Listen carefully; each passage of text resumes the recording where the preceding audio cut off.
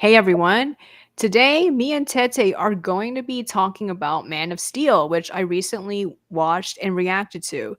Link is in the description if you want to check that video out. Warning, it is, I think, nearly 2 hours long or over 2 hours long, but there are timestamps, so you don't have to watch all of it. You can just skip between the scenes you want to see and go to the very end where I give a 6 minute breakdown of what I thought of the movie right after I finished watching it. So, I actually decided to watch this because Tete said that it was one of her favorite portrayals of Superman, especially in recent times. So, I wanted to see what it was all about, and I can finally see why this is a very contentious piece of filmmaking in the DC universe. I can see why, because there are a lot of flaws. There are, and it had it had a lot of good aspects in it. It's just when you look at it as an entire structure, it starts to crack in many corners Hmm. and the infrastructure implodes on you. Absolutely. It really reminds me of something else I reviewed, which is the comic Kingdom Come, which you can also see the video I reviewed about it in the description below. And one of the problems with Kingdom Come was that it was convoluted. There were 20 characters on one page talking about something, and then, too many events happening in too short a time frame. And, there was just trying this ham-fisted attempt to make us care about people by killing them or whatever, having these epic fights, but you just don't care because there's too many people to keep track of. That's very true. I feel like I feel like Man of Steel had a smaller cast and that was its strength, and I think there were some very good developments, especially like say with Clark slash Kal-El's struggle with trying to balance his supposed, humanity with his superpowered Kryptonian self. And, I also thought, say the struggle with his parents, that was also, his Hmm. earthling adopted parents was very well. I think where it really falls flat is where he's trying to reconcile with his Kryptonian self. And we get this very sad, messed up pastiche of a black and white fight with Hmm. General Zod. General Zod could have been a brilliant character, honestly. I have to say that okay, before I continue on about General Zod, I just wanted to say why I made the comparison between Kingdom Come. Yes, Man of Steel has a much smaller cast, but the similarity between the two is that too many events happen and the pacing is off. A lot of the fights in the Man of Steel, just like in Kingdom Come, are either, well, I think it's the opposite thing in Kingdom Come. It's too short. There's too many different short fights, but then in The Man of Steel, there's only a couple of fights, but they take, 30 minutes, and we don't need it to be that long. It just makes it so bloated when it could be like, 5 minutes. Very true. That is one of the concrete flaws in Snyder versus pacing. There is no such thing as pacing. You're either going to get whiplash with 25 events in 5 minutes, or you're going to get one event that is drawn out for 30, 45 minutes that you just think, when will this end this misery? And I it's the know. worst pacing. Like, who thought, who the editor looking at, maybe there wasn't an editor, maybe it was just, Snyder cramming in all his uncut footage in there. I know, it's so ridiculous. And there was a lot of things happening at the beginning too. For example, we don't know why Clark was on that ship until much later when you find out that he's been faking all his identities because he wants to, I guess, find himself. It's not really elucidated. That's what I didn't like. There were too many things happening. And then the flashback sequence was confusing too. He was grown up and suddenly there's a flashback to when he's a kid. I mean, why do you have to do that? You could just, I don't know, but there's probably a better way to do that rather than creating so many different flashbacks and inserting them randomly into his adult life. Exactly. I think a more chronological sense of pacing would have benefited this narrative. I think we should have seen point A, B, and C follow through. Like, yes, show Krypton ready to explode, show Jor-El and Laura sending their baby into space, and then, show that, and then, kind of go through little snippets of Clark's childhood, and then see him emerge through a painful adolescence and then go into manhood, trying to find himself, trying to reconcile his powers and the fact that he feels like a figure living in a world of glass, and trying to reconcile all that, and then go on with, say, trying to find out who he is. Mhm. I sometimes feel like trying to find out who he is. I think that was way too much emphasis on the Kryptonian aspect. I I feel know. like, if you're a human and there's really no way of connecting per se with that side, then you need to progress and move on and forget about it. And I think it would have been interesting too if there would have been a more fresh approach with how he encounters Zod. Like, Zod could have been just like this weird random thing that happens to him, and he's kind of stunned, and this increases his curiosity. And I would have liked to have seen, um I don't know, these two guys, how do I say, have some sort of meeting standpoint rather than all this thing of, Clark's just, putting his nose into things and just messing things up. I know, it's so disappointing. Oh my god, there's this, spammer that says naked dating or something. I'm Good blocking this lord. person. Yeah, I know. My This goodness. happened once with me and Hellborn too. Man, there's so many trolls who Weirdness. are bots and stuff. But yes, Born back to trolls. yours. Back to the point. I agree. And it's too black and white. And another problem is that Clark doesn't have a personality. I mean, I was watching more people react to this movie and comment on it. And a lot of people who are fans of Superman did not like this portrayal of him because he does not have a personality. In my point of view, this idea of him being very optimistic and, very, Americana is sort of annoying, no offense, but at least it is a personality. I have to give it to the fans. I may not be a fan of that because it feels a little bit too much like Captain America, but maybe that's the point. But honestly, I think Captain America has a bit more personality than, those portrayals of Clark. But even then, those portrayals of Clark are better than what we see here in Snyderverse, where, as the fans say, he doesn't really seem to have a personality other than, grimacing and looking angsty. And then suddenly he's put into a position where he has to fight for Earth, and he never really has the chance to make any positive, aka affirmative decisions. All of these decisions are pushed on him because of externalities. So as a result, we don't get to learn anything about him. And when people were saying this, I immediately thought of another protagonist that we both dislike, who is Harry from Harry Potter. And Harry is, for the most part, from what I remember, he doesn't make any affirmative actions. It's just that people around him, like his parents and Voldemort, through his actions, he becomes the chosen one. But it's not because he really has these ideals about, how society should be like. It's just something that happens and he has to do it. Kind of like what Clark does in this movie. Very true. That is another fundamental flaw of this, characterization, which I guess I think one of the many problems with Man of Steel was that it was trying to reinvent too much.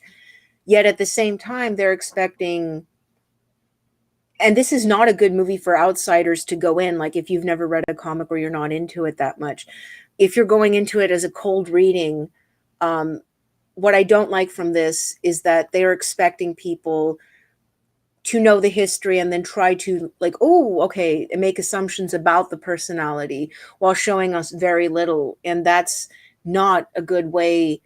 That's a very bad way to do a characterization. And there is this lack of personality per se because we don't see the intricate details of a person. We don't see their core convictions, beliefs, what drives them, why do they think that way, what is the personality versus self struggle.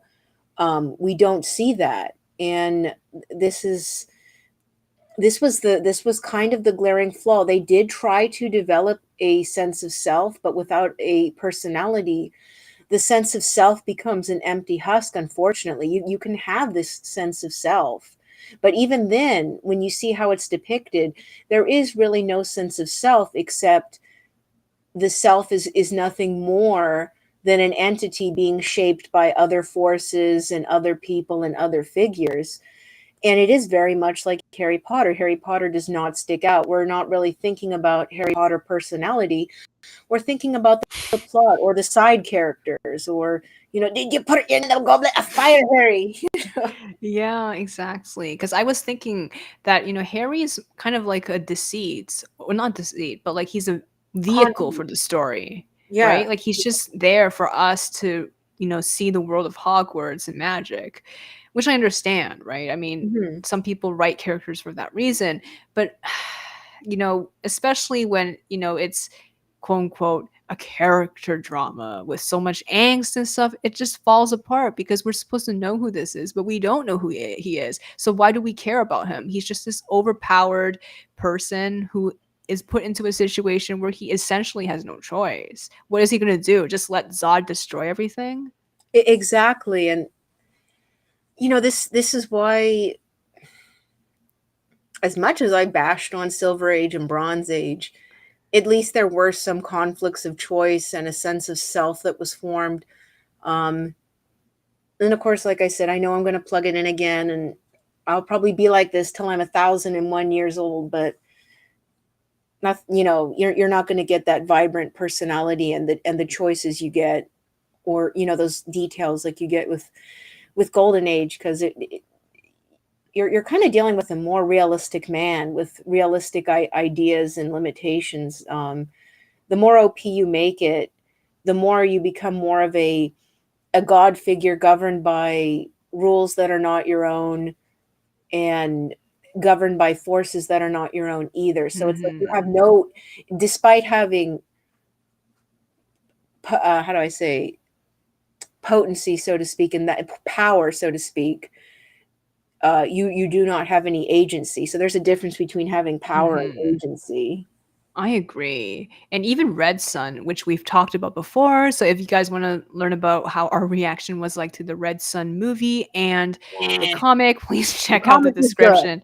Yeah. The comic Well, was even in good. the comic, he didn't really have that much of a personality. I mean, he did have a voice, but that's not the same thing as a personality because we still don't know what he likes and dislikes. And also, he is pretty much reacting to something, right? Because he was thinking about how he promised his childhood friend and all these other people to make life better for them. And then he just became very, very extreme about this. And that's the only thing that motivates him. At least he did make a positive choice, an affirmative choice to advance society as a dictator, but he's not defined by anything other than that. So he's still very limited. That is true. And I it's a mean, reaction. It's a I reaction to something that someone requested of him or what he that's true. saw. The only thing I can say for Red Sun was that at least I did like how there was a little bit more fleshing out with his conversations with Pietor, because then we see little more slivers of his personal life more. Um, True. Yeah. yeah. Like, because he was talking about, like, say, his time on the collective farm when Mhm. he had a crush, I guess, on, ironically, the his childhood friend that he promised to make life better for, because he had a crush on her because she was the redheaded girl. Yeah, it was just so predictable in that sense. Of course, he has a crush on her, but we're never allowed to think about or even allowed to think about what he values in people, right? He just has to have a crush on her because that moves the story forward. Exactly, exactly, and That's why I don't like a lot of romance in especially with such an empty character because I always feel like romance is only put in there to advance a point or to say, "Oh, this is why he did this because he did it for her." exactly. It only becomes a vehicle for motivation and plot advancement. Um, the only legitimate way to really do romance is if it's something a character values and they're pursuing it because certain things fall into place that make them want to pursue it. Like, I don't know, case in point, Andre pursuing Tamara. And Right, and for you guys who are new to this, Andre and Tamar are her characters, are Tete's characters from her novel, 70 Fierce Years, which you can read on Tapas, and I will provide a link below as well. thank you, I appreciate it. A lot of links. But yes, yeah, this leads us to the other point of romance in The Man of Steel. What did you think of it? I loved it and hated it. in okay, dualistically, I hated it and loved it. Why I loved it, before I get into the hating, I enjoyed the visual tableau. I enjoyed the kind of emotional shorthand that went on. I enjoyed the tender glances and subtle softness of it. It was a very different take on Clark and Lois. You had sort of a sense of innocent and wonder that you really don't see in a lot of depictions with between Lois and Clark. They're, in my view, the way I've always seen them, very different than what I've always encountered. I mean, even Silver and Bronze Age, this is a very different take, and of course, probably the opposite of Golden Age. But I did enjoy the fact that there was a soft, tender innocence to it, and there was this curiosity and sense of wonder. I enjoyed the softer take of Lois because this is sort of a softer man, kind of governed by his own malaise of depression. So I did enjoy that. However, everything else I hated, not built hard enough, not developed more enough. I would have liked to have seen, more funny moments. I would have liked to have seen them develop more, spend more time, get to know one another, and not just focus on ideals or goals. Like, oh yes, you're helping people and I will see you help people. Like, why not show them, like, I don't know, what kind of movies do you like, Clark? Or, do you, Lois, do you, I don't know, do you enjoy origami? Or I don't know, let's go out and, I don't know, hike, bicycle, something. Something that's human in connectability and shows more of the personal sense of self. I think the issue is that there's no screen time, especially since, typical Snyder verse movies is just a bunch of fights. So what time would they have to show that? That's what makes me mad, because I would have liked to have seen some humanity and more tenderness in this, rather than just bang bang bang, fight fight. Because, like I said again, the fundamental flaw in Snyderverse is assuming that you know a lot of comic history, and this is why a lot of comic movies or adaptations or reiterations kind of fall flat on its face, because unless you're going to go very very fresh and not rely on history or lore, it's going to fall flat. This is Mhm. why the Batman turned out very good, because yes, it had snippets and things that we would recognize comics or just people with a general knowledge, but it decided to go the ninth level and just start fresh rather than just going with it. It was like a movie made for everyone, not just comic fans. Absolutely. And you guys, if you want to learn more about how we thought about the Batman 2022, please again check out our description. More I links. have I know we have more links. We have included a link to our review of the Batman. It was amazing, and Patterson's take on Batman made me want to chase him with a little ring box, because it was like, marry me already. Mhm. Yes. So, yeah, I agree. The romance was very poorly done. I did not even like the looks because, like I said to you in a private conversation, it reminded me of every romance you see in every action movie, like Independence Day, building crashes, and then of course they exchange a look. I mean, what is so special about that look? I mean, every freaking couple in every action movie, Jurassic Park, all those 90s movies with disasters, It really, right? I Yeah, think all of you're them right. have it, so Oh there's my nothing goodness. special about it. Oh my gosh, I think Snyderverse got me because there was so much cinematography in it. And here's another thing, not to completely crap on Snyder, although there has been crap emerging, because um, the DCEU is just a glorious crap storm after another.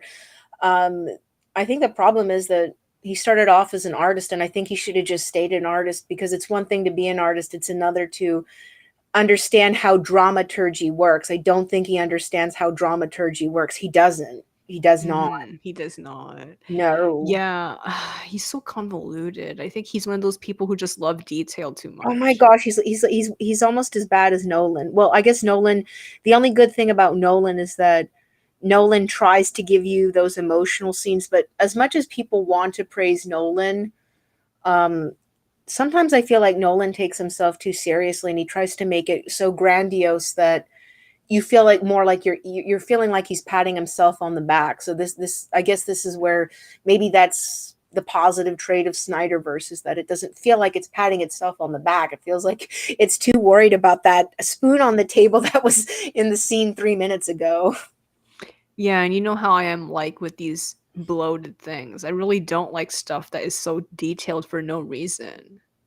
I know, and I think that was another flaw from this, because it has so much good potential. I mean, it could have explored so much, and there were some good nuggets in it, like Clark's struggle with his parents, struggle with his powers as a child, moral choices. But then it just falls flat when you go into the adulthood and try to figure out who he is and why he's doing it. And I also didn't like either the whole thing of his Kryptonian dad, urging him to take on this role. Like, I why does he know. need to take on that role? He does not need to take on that role. I mean, honestly, for all you fanboys who never knew what the original one was just motivated because he saw crap around him and he thought, no, I'm going to make an active choice to actually do something because I don't like to see crap. And if I can do something and there's consequences, so damned be it, I'm going to do it. Right, but the problem is that, with that, as I talked about previously, that could lead to a lot of bad consequences, and it could also say that he's a narcissist, right?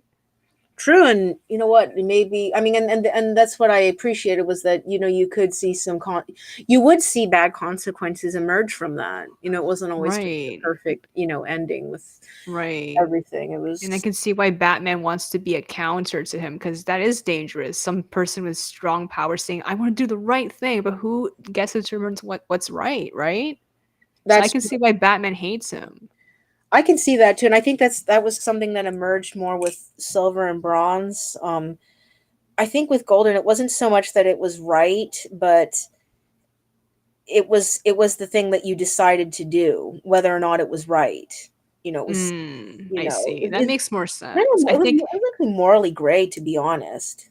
true, but then definitely in Silver and Bronze, he became, he represented the American way. So of course he had to be right, Of right? course, yes, and he had to like save kittens from trees and all that rubbish.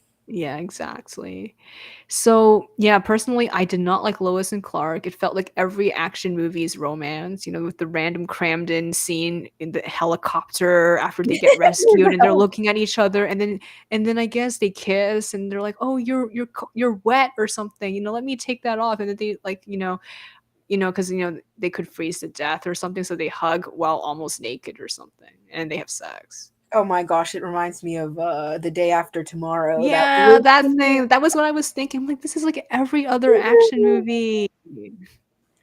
I oh my gosh. And we did not get to enjoy a relationship develop from that. It's like they're like, "Oh, here you go. You know the story. We don't have to explain anything because we assume that you know all the history of this, and we're just going to go on sparse tableau for you. Here's sparse tableau, sparse tableau." And you don't And even remember those because there's 30 minutes of fights I near the mean, end. You're like just random because I didn't fighting. even remember the tableaus because I was so focused on the freaking fights and hoping they were over soon. I know, and I the fights just did not feel as impactful. I don't I was expecting a lot more, and I was very sad, and I would have loved to have seen more moral conflict. Like I said, General Zod was done dirty. I think he's always been done dirty in a lot of except for that weird AU in the comics where somehow he's on Earth and he actually becomes Superman, but he's not like Superman because he's more morally gray and does not wear a cool outfit. Right, exactly. Yeah. Yeah, exactly. I think Zod could have been a lot better, but I would have to say the actor, Michael Sharon, I believe, he has very good acting in this movie because he did his best and he was the most emotional person. He was. Everyone else felt freaking dead. Michael Shannon out there, he did a good job. I He honestly, did, even though he the he was very script appealing. sucked. Yeah, he was very appealing. I was like, more Zod. Like, I don't. Might I be in the corner with a little sign that says "We Heart Zod"?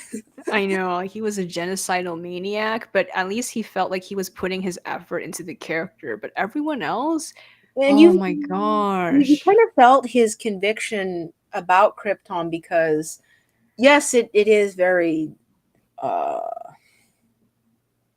it is very fanatical, and it is wrong to be consumed by that, but you do feel, his conviction about being Kryptonian and wanting to bring back or revive Krypton, and you got a real good sense of conviction that you felt very bad for him, like, and I wanted to see more of that rather than just have Mhm. him devolve into, I'm going to destroy this city and, watch all these people die. I know, that was so shallow, and honestly, what could Clark do but try to stop it? But ironically, Clark probably killed a lot of people because he was slamming people into buildings as well. I mean, not slamming people, but slamming Zod, and then, that probably killed a lot of people.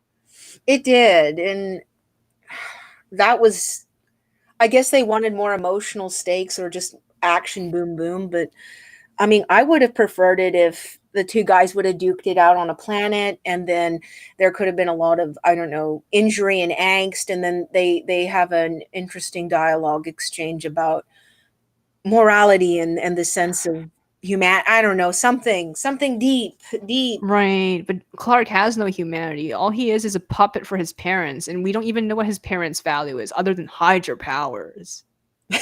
That's true. This is Right? So all what are his fantasy freaking thought. values? I know in Bronze Age and all these other incarnations, it's always about American justice, democracy, and all that stuff. And Do the while right I do thing. not agree Do the with right that, I mean, thing, at least it boy. is something, right? There's something to say. But here he has nothing. He can just give you an angsty look, and he's like, leave them alone or something. He can't even say anything because he has no argument.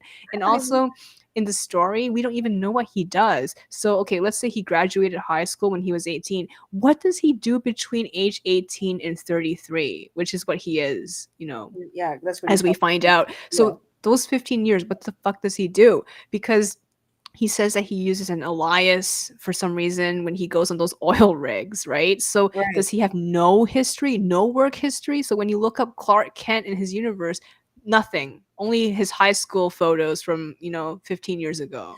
And that's what makes me mad. That that's what makes me mad because we could have got a lot explored in here. I think he could have tried to have had different jobs, and maybe try to explore, find himself, and have kind of an enriching journey. And I mean, I think I have seen a few comics where that has occurred. I mean, it wasn't handled properly because the limitations of the comic format. A lot of people handle comic format very poorly because I think you need to handle it like a graphic novel for it to be really good. But I've seen some people explore it that way, but we did not get this with Man of Steel.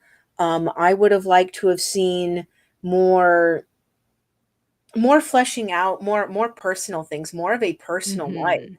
That's Exactly. always He's been the just a flaw. cipher. That's the problem with so many Superman adaptations is that he has no personality. Either he is like this, right? Or he's this genocidal maniac, ironically, like in Kingdom Come. Okay, he's not genocidal, but he locks people away for having different opinions. Exactly. We either get a totalitarian dictator like in Kingdom Come and Red Sun, or Injustice as well. an Injustice. Injustice was such a crap Yeah. show. Mhm. Yes, it is. I'm sorry, fanboys. Come after and bite me, but Mhm. Um, or he's just a sweet, syrupy choir boy that Just does the right this is thing. like okay, and also too, my brain hurts because this is why I never liked the whole emphasis on Kansas farm thing because it's one thing to have aspirations to go to the city and do stuff, and it's not, and it's possible to go, and I say this because rural alert, I'm fellow hillbilly here, folks. I'm in the middle of Pennsylvania with Appalachian. The biggest contribution we have is a friggin' Walmart. You can be a person on a Kansas farm and then you want to go to the city and become a journalist and stuff. That's not impossible. What's impossible here is, I don't know. I think you have to have the sharp and you have to have a personality for that kind of job. And I don't mean to go on a tangent, but at least with Golden Age, there was never an emphasis on that. And with Golden Age, you felt like this was a very brass, um, rough city man. It did not feel like, innocent farm boy, sunshine and smiles.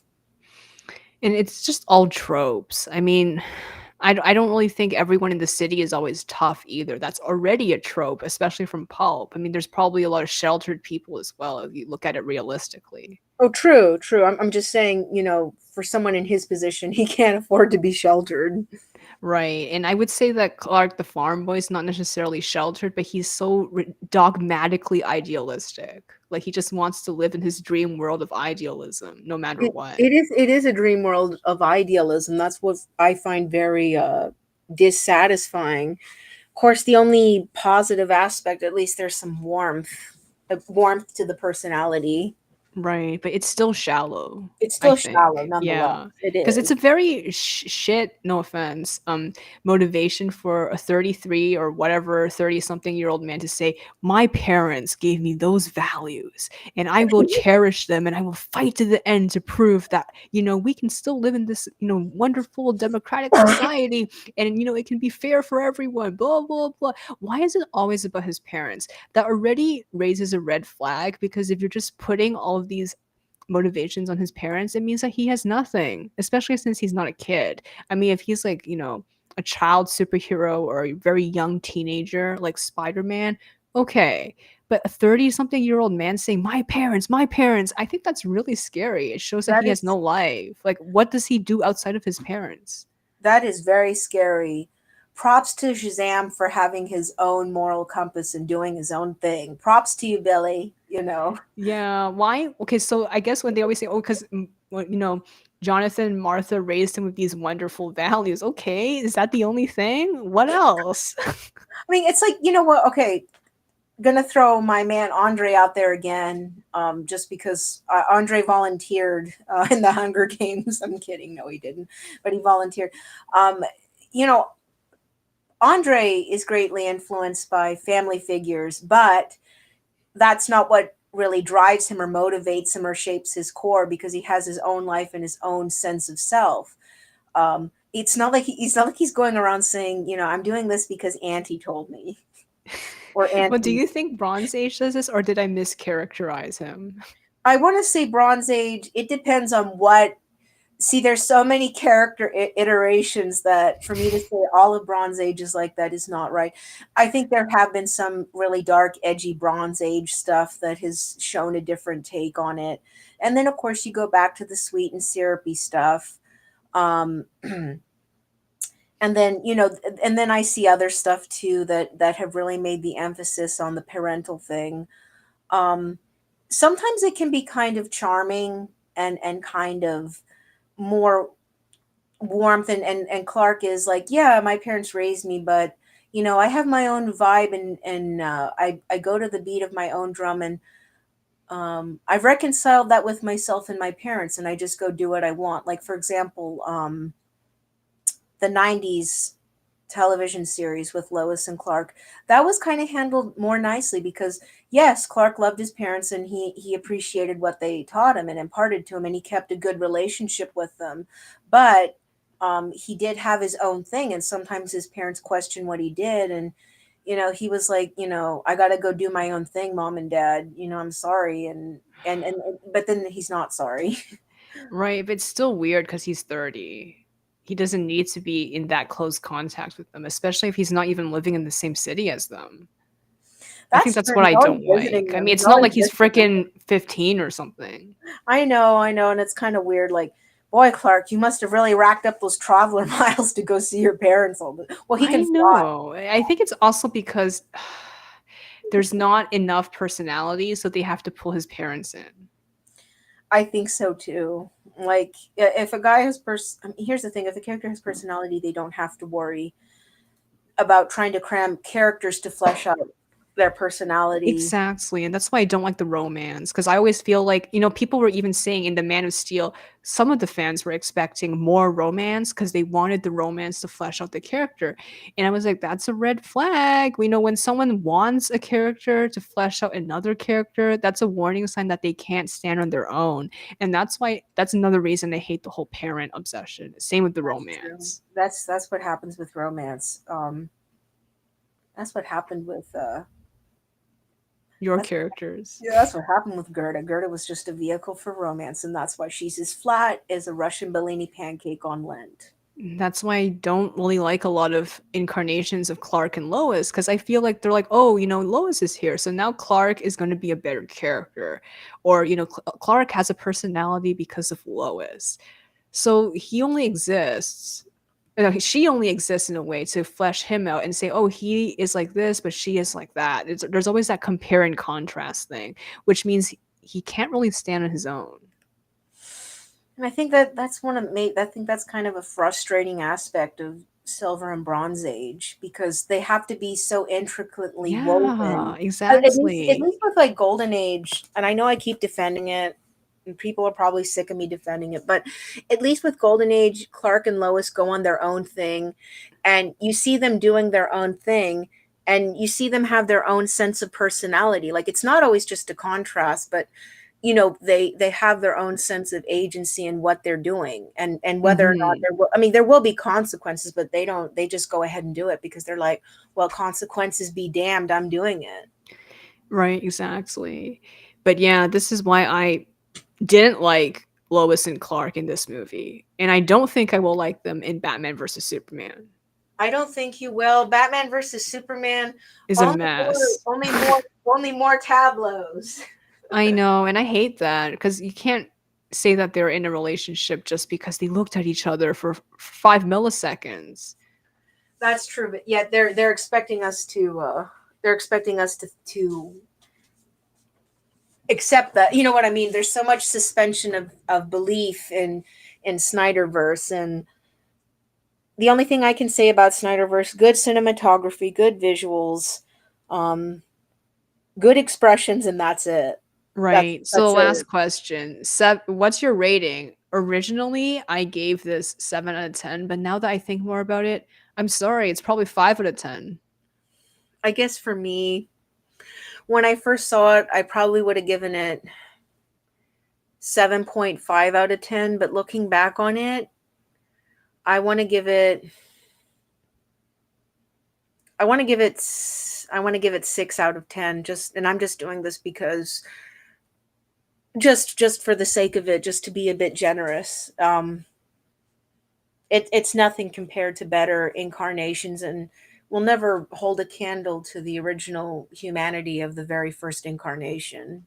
I know. He has no personality, and like I said, he is basically overpowered Harry Potter, but I think even worse. Yeah, it's like at least Harry Potter had some humor and the characters were memorable. Here, aside from General Zod and maybe a little bit of his, Earth parents, Jonathan and Martha, I could give a crap less about everybody else. Exactly. So, nope, this is a bad movie, and I don't know why I was being so generous when I first reviewed it. I don't feel generous now. I feel less and less generous. There's no excuse. There's no excuse. And DC, for 75 years, you keep messing up my man, and yet you wonder why. It's because you don't got the original, and that's why they call it OG, baby. Right. All right. Thank you so much. Oh, you're very welcome. Thank you. Bye.